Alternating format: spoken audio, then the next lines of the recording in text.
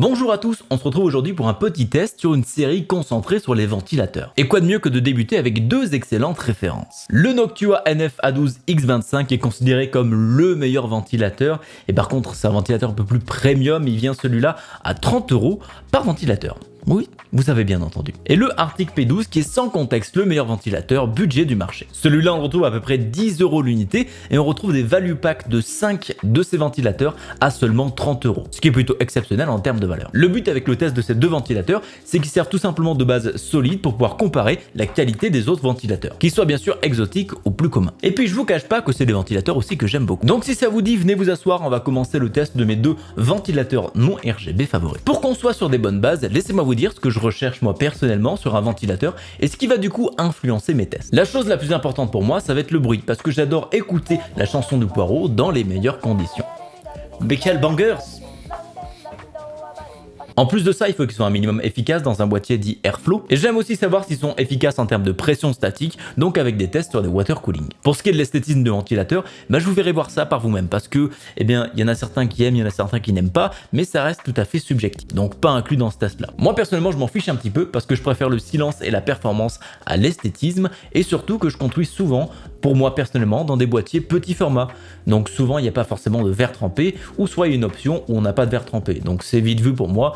Il n'y a pas à voir les ventilateurs, donc c'est plutôt tranquille. Après déballage et petite présentation des ventilateurs, on va faire les tests suivants. Le test du bruit généré à différentes vitesses, le test du refroidissement CPU et GPU à 35 et 40 décibels, et un test de refroidissement sur water cooling à 35 et 40 décibels. Pourquoi du coup des tests à décibels normalisés? Eh bien tout simplement pour éviter aux ventilateurs qui montent jusqu'à 3000 RPM de pouvoir avoir les meilleurs résultats de cette façon-là. Comme ça les met à peu près sur un pied d'égalité en termes sonores et on peut avoir vraiment des résultats qui comptent. Et sans ça, les comparatifs peuvent être biaisé, donc c'est pour ça que je préfère procéder de cette façon-là. Maintenant que vous savez sur quel biais je me repose sur ces tests, le silence si jamais vous l'aviez pas compris, on va pouvoir passer au déballage du test de ces ventilateurs. Commençons par l'Arctic P12 qui vient dans son plus simple appareil avec simplement le ventilateur et les vis pour l'accrocher. On a ici le modèle blanc avec les pales transparentes, mais sachez qu'il existe 4 variantes de ce ventilateur-là. Le tout noir, le tout blanc, le blanc est transparent et le noir est transparent. Le modèle qu'on teste ici est un PWM de 120 mm. Il existe aussi en 140 mm et aussi en version non PWM avec 3 broches. Après, si votre ordinateur est suffisamment récent, il n'y a pas de raison de prendre un 3 pins.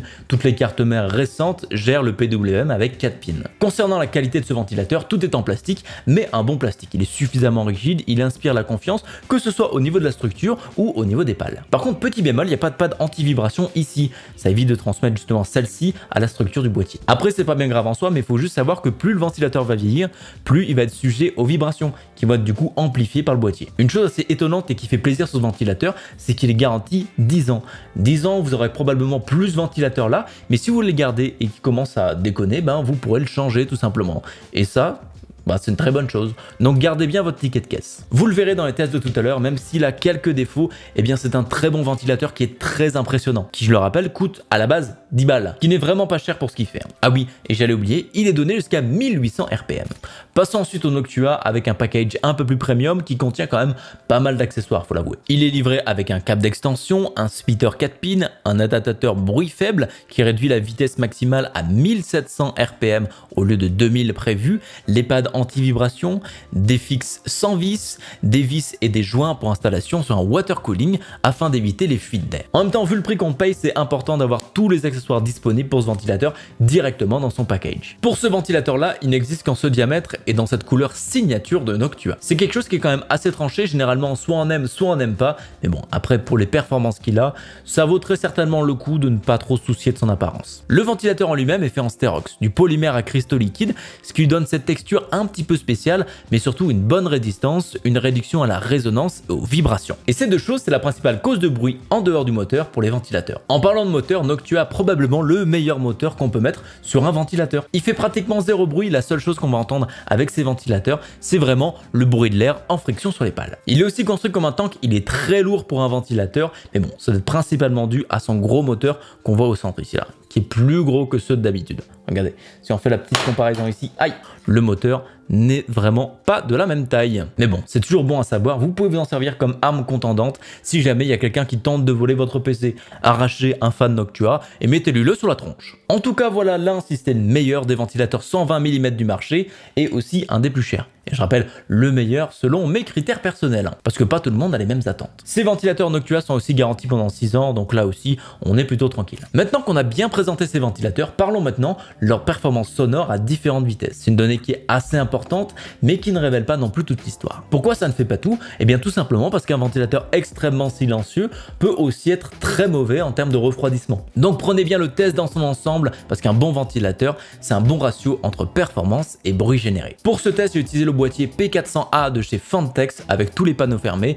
et aussi la face avant du boîtier. Les tests sonores ont été faits à 15 cm du boîtier sur la gauche de la face avant. J'ai utilisé 2 ventilateurs ici et je les ai mis l'un au-dessus de l'autre en position haute sur la face avant du boîtier. Tous les autres ventilateurs qui étaient dans le boîtier ont été mis au minimum histoire de ne pas créer une nuisance sonore supplémentaire par rapport à ce qui va être testé pour ces ventilateurs. Donc le bruit généré, c'était vraiment que par ces ventilateurs là. Bien sûr, je ne suis pas dans un environnement spécialement contrôlé pour ça, donc il se peut que les mesures ne soient pas totalement exactes. Bon, qu'est-ce qu'il en est du résultat de ce test du coup? On peut voir qu'à 1000 RPM et en dessous, ces ventilateurs sont pratiquement silencieux. Mon appareil de mesure se limite à 30 décibels, donc c'est pour ça qu'on a quelque chose qui est plat à ce niveau-là. Les différences vont vraiment apparaître entre 1250 et 1500 RPM, où on voit vraiment que le Noctua est fait pour cette phase-là, où il fait relativement peu de bruit avec 31 décibels et 36 décibels à 1500 RPM. Le P12 est un petit peu moins bon à ce niveau-là, il est un tout petit peu plus bruyant, mais sans vraiment être extravagant ici. On verra dans des tests futurs qu'il y a des ventilateurs qui jouent très mal à ce niveau-là. Par contre, le P12 prend très bien la montée à 1750 RPM, où là, il est un petit peu en dessous du Noctua. Après, malheureusement, il va pas jusqu'à 2000 RPM, donc on n'a pas pu faire les relevés à ce niveau-là.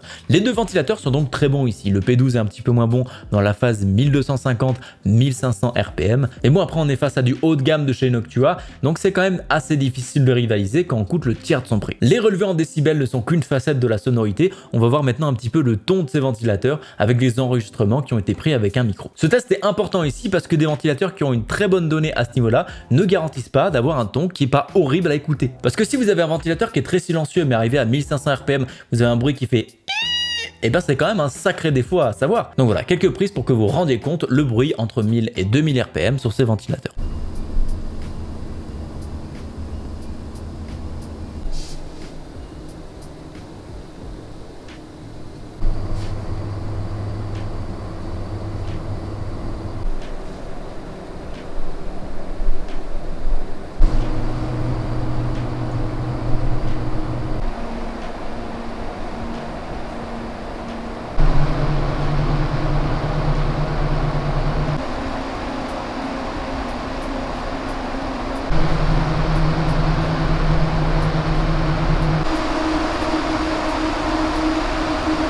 On a donc ici deux ventilateurs avec un profil de bruit bien différent. On a les Arctic avec un bruit plus grave, avec un qui est bien présent, et d'autre côté on a les Noctua avec un bruit qui est un petit peu plus aigu mais qui est moins puissant. Attention par contre, gardez bien en tête que j'ai rajouté 10 décibels ici et le micro était très près des ventilateurs. C'est vraiment juste pour avoir vraiment une idée de comment ça sonne. En réalité ils sont beaucoup plus discrets, je vous rassure, quand le boîtier est à peu près 50 cm voire 1 mètre de vous. Et pour le dernier, faites attention, c'est au max RPM, donc d'un côté on a 1800 et de l'autre on est à 2000. C'est pour ça qu'il y a une belle différence en termes de son. Passons maintenant aux métriques qui seront plus de l'ordre utilitaire avec les températures CPU et GPU. Ce test a été réalisé dans la même configuration avec deux ventilateurs à l'avant et un ventilateur supplémentaire à l'arrière, bridé à 900 RPM. Dans ce boîtier Phanteks, on va faire chauffer pendant 30 minutes avec AIDA 64 le R5 3600 à 4,6 GHz sur 1,375 volts. Tout ça sera refroidi pour le Noctua Redox qui sera vraiment poussé à fond lors de ces tests. En carte graphique, on sera sur la 3060 MSI Gaming Trio X prêtée par PowerLab que l'on réchauffera avec Furmark pendant 30 minutes.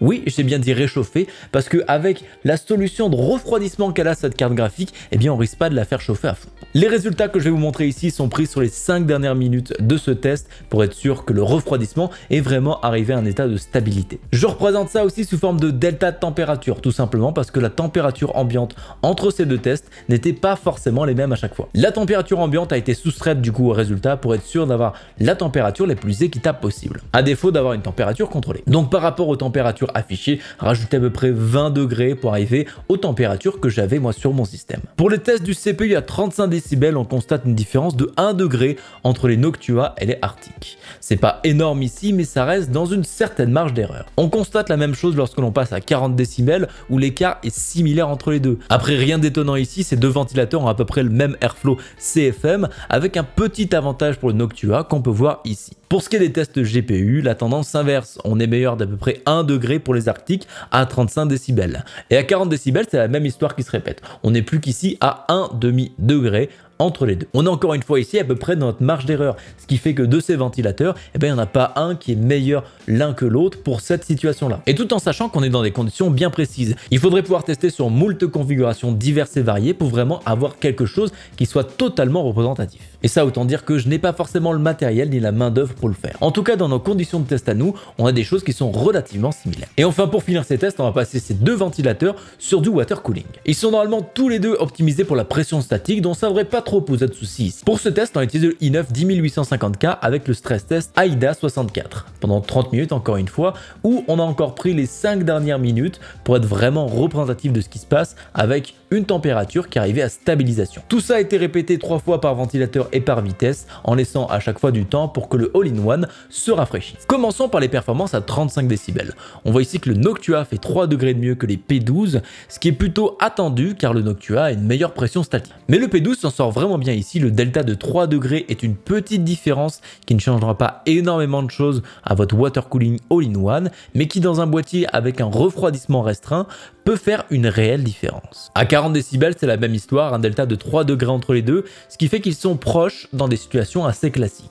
On constate aussi qu'à partir d'un certain point, augmenter la vitesse des ventilateurs n'a que peu de retour sur investissement. Ces deux ventilateurs peuvent donc être très bien mis sur des refroidissements de type water cooling. Le Noctua restera le meilleur ici, il permettra d'atteindre à peu près les mêmes températures mais avec un peu moins de bruit, ou vous permettra de pousser un petit peu plus loin avec ses 2000 RPM dans des situations un peu plus extrêmes. Après, on n'est pas au niveau des ventilateurs industriels de chez Noctua qui peuvent atteindre les 3000 RPM. Mais bon, après ça, c'est réservé aux gens qui n'ont déjà plus de tympan. Au final, est-ce que ces ventilateurs sont bons? Oui. Est-ce qu'on le savait déjà? Oui. En tout cas, encore une fois, ces P12 arrivent à m'impressionner par leur performance et leur versatilité. Dans cette gamme de prix, je suis vraiment pas sûr qu'on trouve concurrent à celui-là, mais bon, ça, on le verra au moment où on va tester les concurrents. En tout cas, ça reste quelque chose qui est ultra rentable, ce genre de ventilateur, et qui est à la portée de toutes les bourses. Et ça, on aime beaucoup, parce que la performance pour pas cher, ça régale toujours. Mais ça veut pas dire non plus que ces ventilateurs mettent Noctua au placard, et loin de là. Il reste le king en débit et pression tout en étant silencieux. C'est un ventilateur qui, je pense, sera beaucoup plus robuste dans le temps, surtout si vous l'utilisez assez haut en RPM. Donc si c'est pour quelque chose qui doit être vraiment fiable ou dans des situations de refroidissement plus complexes, j'aurais plutôt tendance à vous rediriger vers celui-là. Il coûte bien plus cher, c'est sûr, mais dans ces situations-là, ils valent vraiment le coup. Après, bien sûr, ce ne sont pas les deux seules alternatives du marché, et on a d'ailleurs du pain sur la planche pour tester un maximum de ventilateurs. Le but étant qu'à la fin, on trouve des perles un petit peu partout pour tous les budgets et surtout pour tous les goûts. N'hésitez pas à mettre en commentaire des ventilateurs qui vous intéressent plus que d'autres, histoire que je les mette un petit peu en priorité par rapport à ça. Merci à vous d'avoir suivi la vidéo et on se dit à très bientôt pour une prochaine. Ciao!